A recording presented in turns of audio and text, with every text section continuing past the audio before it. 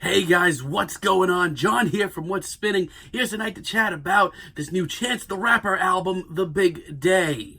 Chance the Rapper, Chicago MC, been around a few years now, absolute critical and fan darling, but for me, last couple of years, this guy's been like the vein of my existence to an extent. Now, I'm sorry, he's done absolutely incredible things for people and cities and just done a lot of amazing, forward-thinking things over the years. And is just an all-around great guy, but as far as his music goes, not that big of a Chance guy. Tons of respect for the guy, just not my cup of tea musically. His debut mixtape, 10 Day, wasn't really that into. I thought the jazzy aesthetic to it was kind of cool, but it kind of started and stopped right there. And I'm really not that crazy about acid rap either. I saw the guy play it from start to finish in Chicago once, and even that couldn't sway me. Good ass intro is great. Juice is pretty decent, and Pushman, for what it's worth, is pretty great too. But that's about it for me with acid rap. I guess around the time I really wasn't vibing on his very nasally style, and after all these years, it hasn't really grown up to me.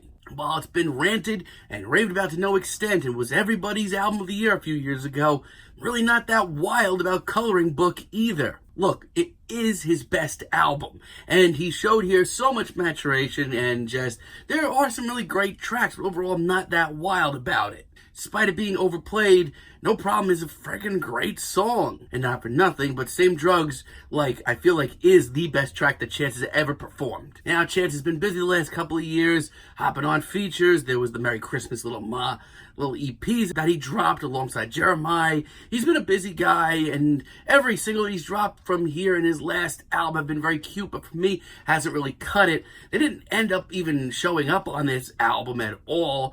Let's chat about it, and let's see if this album has made me grow up to enjoy Chance's music anymore. Album starts off with All Day Long, and outside of the usual cheesiness, I actually don't think it's that bad of a track. After Coloring Book, I honestly thought Chance couldn't get any more bubbly and cute. I'm not going to write home about this track. I'm not going to be blasting it every day. It's certainly very middle of the road for me. However, there are some very big pros. I feel like Chance's singing vocals have never sounded this good. He has really been working on that. Hell, even his rapping here, his flow sounds like it actually evolved over time. And while this is still just maybe a little bit too sunny and sweet, I would actually consider this to be a great improvement. Don't get used to me saying that, though. This album is laboriously long, and there is so much junk and so much garbage on here.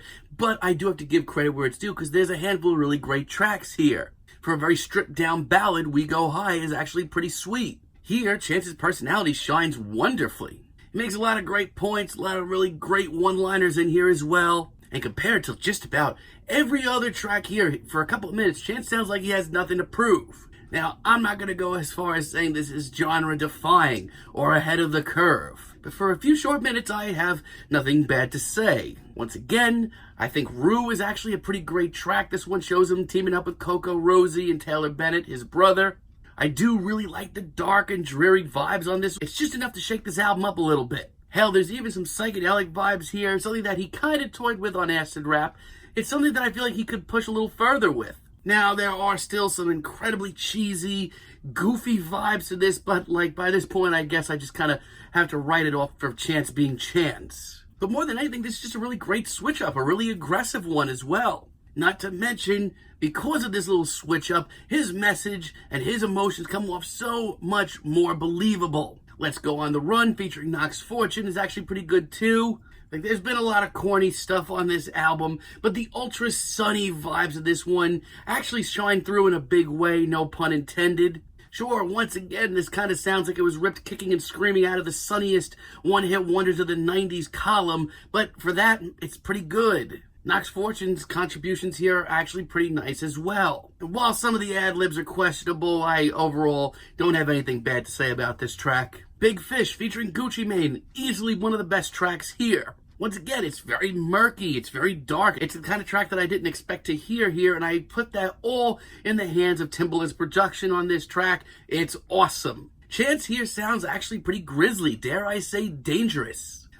Not entirely nutty about the chorus here, but even Gucci Mane's contributions are pretty freaking fantastic. Nothing bad to say.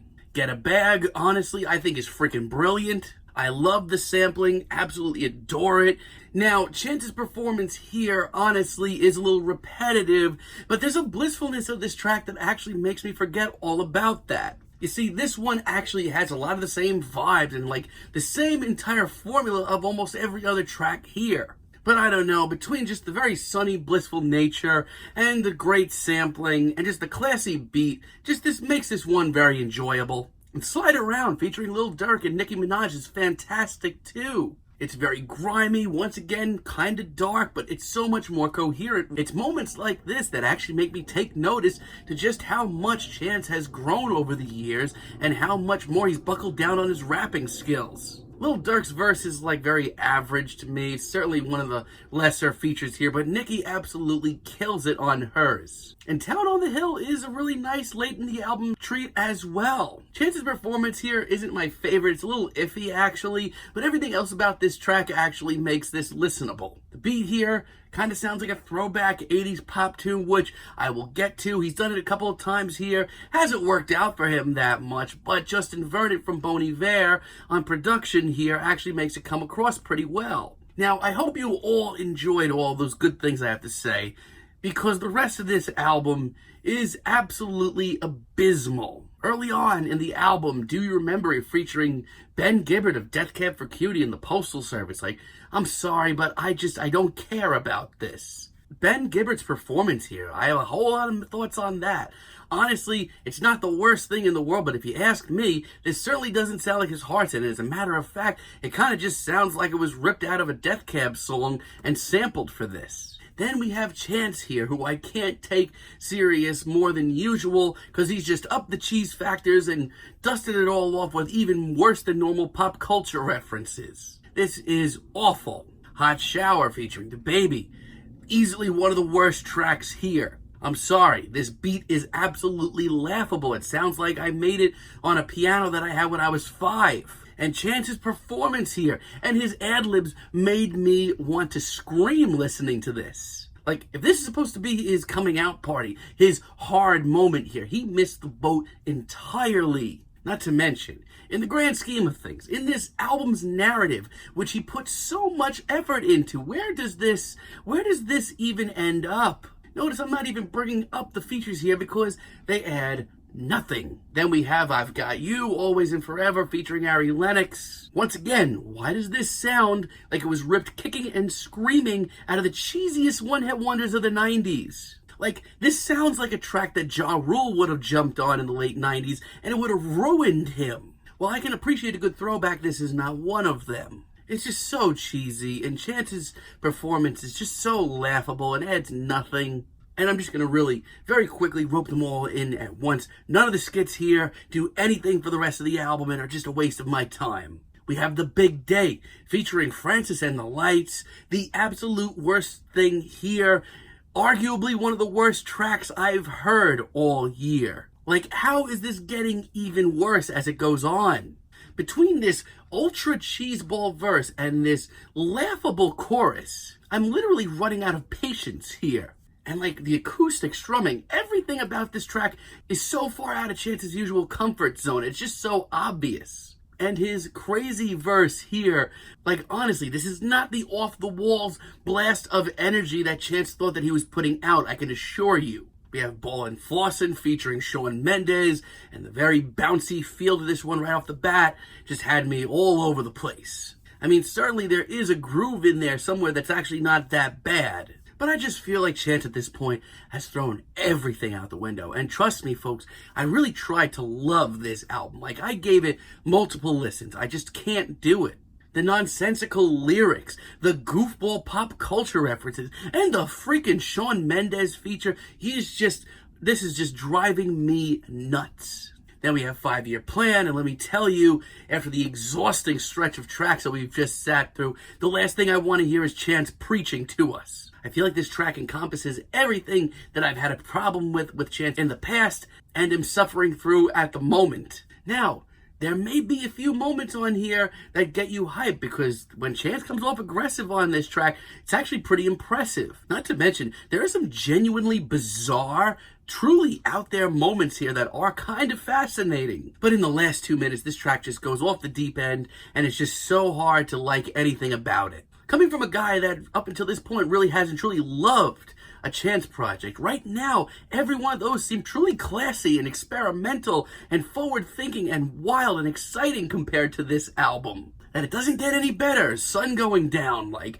another super teary-eyed, slow acoustic ballad. Why did we need this so late in the album? Did I mention this album is an hour and 17 minutes long? And the issue with tracks like this is, here, Chance brings up some genuinely great points about posthumous fame and all. Lyrically, this track is a goldmine, but everything else here is just a big fat no from me. The beat is okay, and the acoustic strumming just does not sound at home. Then we have Found a Good One, Single No More, and honest to God, the only thing that I had written down on my paper listening to this track was, please go away. Not only is this album getting cheesier by the minute, it's also getting more repetitive by the minute. This is my nightmare. Chance at one point, maybe I didn't really click with him, but at least he had a lot of purpose. Here, I mean, yeah, he certainly has a purpose, but I don't know what it is. I feel like he's so high on love, and I feel like he's just in such a completely different area of his life that he's lost sight of just so much. I don't even necessarily hate the very bouncy beat here. I actually think that's pretty decent. But everything else here, it's just not for me. There's a few other tracks on here, to be honest. They're not the worst thing in the world. They're very middle of the road. We have Eternal featuring Smino. The problem is, as well as most of the rest of Chance's catalog, there is a lot to like here. To be honest, his message of eternal love here and his emotion is actually pretty charming. But outside of that, I really do have a ton of issues with this track. Once again, there's like no edge in sight. It's all sweet and fluffy. Not to say that material like this doesn't have a place in modern rap. I think it does, but I just think that Chance is selling himself short here. But this track is just so all over the place. I mean, Smino's performance is absolutely forgettable, but then we have the chorus, which is super memorable and lovable. I give up. I have a lot of the same feelings on Handsome featuring Megan Thee Stallion. Like, I do like the more aggressive approach to this track. And the sort of gloomy vibes here are actually a nice turn once again. But for me, it's Chance's performance, once again, just so middle of the road. For every bar here that hypes me up, there's an equally cheesy one that takes me down a few pegs. However, not too shocking because she's pretty much killing it right now. Megan Thee Stallion's verse is pretty freaking awesome and aggressive and just 10 out of 10. And this album ends off with Zanies and Fools. I actually don't mind the very breezy nature to this track. Come on, man, this beat is bland. Even when it opens up, it just doesn't do anything that this album hasn't already done. And honestly, for me, an hour and 15 minutes into this album, I'm so exhausted. This album is nauseating. This is a really tough listen of an album. While I wasn't a Chance fan before, I at least did see the appeal of him, but he just seems so far away from that. Even though Coloring Book was only like 2 or 3 years ago, he seems to be on a completely different level. He's more corny. These beats just seem so outdated. Most of these guest vocalists didn't need to be here. Chance just sounds lost. His positive vibes absolutely do belong in hip-hop in the current state. Trust me. But without a purpose, if you come into this without a purpose, like Chance did, honestly, this is laughable and exhausting and just really hard to sit through. I'm feeling a strong 4 on this album. But let me know what you guys think down below. If you like the video, be sure to give us a like, give us a subscribe, and let me know down below what you would like for me to chat about in the future. And until next time, have a great day, guys.